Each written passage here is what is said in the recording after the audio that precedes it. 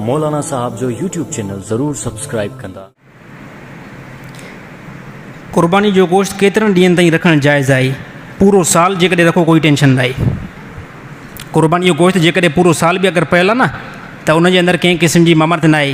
इब्तिदा इस्लाम में नबी सल्लल्लाहु अलैहि वसल्लम इहो हुकुम ॾिनो, जंहिं टाइम सफ़ा नई कुर्बानी थी न त अल्लाह जे नबी इहो हुकुम ॾिनो त ए साहबा 3 ॾींहंनि खां मथे कोई बि गोश्त न रखी।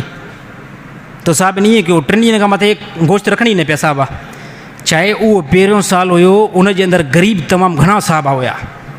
पोइ इन जे करे नबी सल्लल्लाहु अलैहि वसल्लम हुकुम ॾिनो बसि 3 ॾींहंनि खां। छाजे करे इहो हुकुम इन करे ॾिनो, ॾिसो नबी जे कुल में हिकमत आहे। इहो इन करे ॾिनो ताकी सभु साहबा विराए छॾनि, जेके बि ग़रीब उन्हनि ताईं पहुचाए छॾनि। साईं ईंदड़ साल वरी कुर्बानी आई, उन साल में त सभु साहबा मालदार थी विया।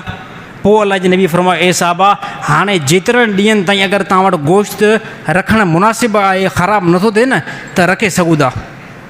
जेकॾहिं फ्रिज जे अंदरि गोश्त कोई बि साथी महीनो रखणु चाहे, 2 महीना रखणु चाहे, मां तव्हांखे तरकीब ॾींदुमि, पहिरियों एतिरो रखो न, ग़रीबनि खे बि ॾियो। बिल फ़र्ज़ जेकॾहिं अगरि ॾिसो था यार हाणे ग़रीब बि कोई पाड़े में न आहे, सभिनी खे जाम मिलियो आहे, महीनो 1.5 साल ताईं जेकॾहिं फ्रिज में पियो आहे न, गुनाह कंहिं क़िस्म जो न आहे, खाइणु बिल्कुलु जाइज़ आहे। अल्लाह ताला अमल करण जी तौफ़ीक़ अता फ़रमाए।